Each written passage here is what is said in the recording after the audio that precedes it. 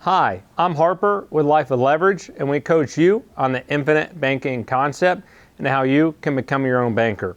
Today, I'm going to talk about, should you buy more paid-up additions within your life insurance contract, or should you repay an outstanding policy loan with your policy? So let's say, for example, you've had a policy for a handful of years, all right, and you have $100,000 of cash value. Now, cash value is your equity or your value or cash within your life insurance contract, specifically referencing, in this case, a whole life insurance contract with a mutual insurance company. Then you'll, of course, have your death benefit, okay, up here. So you separate the two in your head so you can visualize it. That cash is going to be available to you by either withdrawing, but what we recommend is borrowing against it, because you get very preferential loan terms called a policy loan in the life insurance world. So back to the original scenario, you have $100,000. Let's say we were to take a policy loan against $100,000 and it's outstanding in the amount of $50,000. Okay, so $100,000 in your policy, earning interest and dividends, right?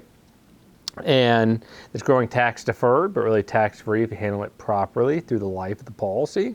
And then you have the outstanding line of credit, like I said, called a policy loan from the insurance company. And then $50K that you could still go collateralize and increase your loan, right? Now let's say, hey, I got $50,000 back a year later, all right, from a real estate transaction, a commission, a refinance, whatever it may be, or income stacking up. Do I, one, repay the policy loan, that debt back, right, against the policy, or two, do I redirect the $50,000 to more paid up additions? So within the life insurance contract, you can pay, one, your base premium, right, that's going to be required each and every year to pay.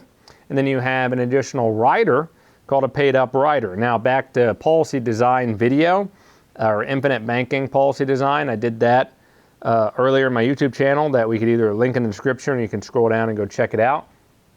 Effectively what's happening is we're building a policy with those two premiums. So your base premium, have a rider on top in the beginning years, which acts like fuel on a fire, right, to accelerate it. Or if you have a car, the base premium is like horsepower in a fire, and the paid up rider or paid up additions, it's called slightly different things depending on the insurance carrier, acts like a turbo in the car. Okay, so you have the horsepower till it kicks in, drop the turbo off. If the policy has room to put more paid up additions in there, someone might ask, hey, if I have room for that $50,000 in paid up additions, do I buy more paid up additions or do I repay the policy loan? And I always have the conversation with people. I'm like, hey, what's your income projections? What's your cash on hand? What do you expect over the years? Because at some point your policy is going to be what's called full, as in we're going to get close to the MEC limit, which is called modified endowment contract, which essentially, think of like guardrails. You got to play within those. And so we want it to be cash efficient, but you can only put in so much of that rider, otherwise you MEC the policy, hit the modified endowment contract limit, and you end up exceeding that threshold that would then treat your policy more like qualified plan, and we don't want to do that. With that said, if we're playing within the guardrails, depending on how it's designed and your health and your age, you might be able to pay those paid up additions longer than those 3, 4, 5 years, right? Or maybe it's intended to do so, and you say, hey, does it make sense to buy more paid up additions or repay the policy loan? And it comes down to the individual and what they are trying to accomplish. So if you buy more paid up additions, that's great because more cash value will be developed and you're buying more death benefit, which allows that to earn with interest and dividends for the life of the policy.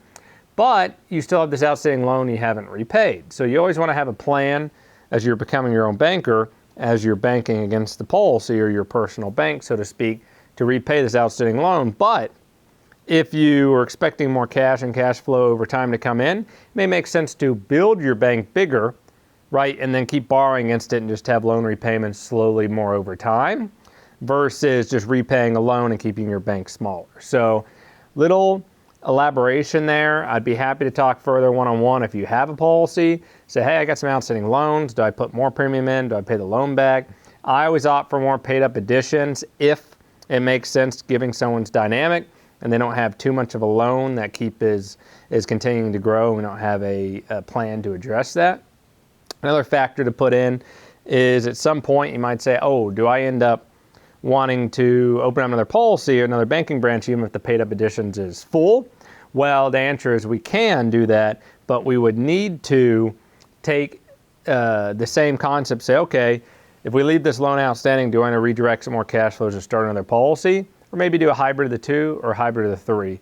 And that's where it goes back to making sure you have a good infinite banking coach that's in alignment with your goals, your objectives, and has all those variables. If you'd like to talk further, you can reach out, go to lifewithleverage.com or email me at harper@lifewithleverage. Looking forward to talking with you.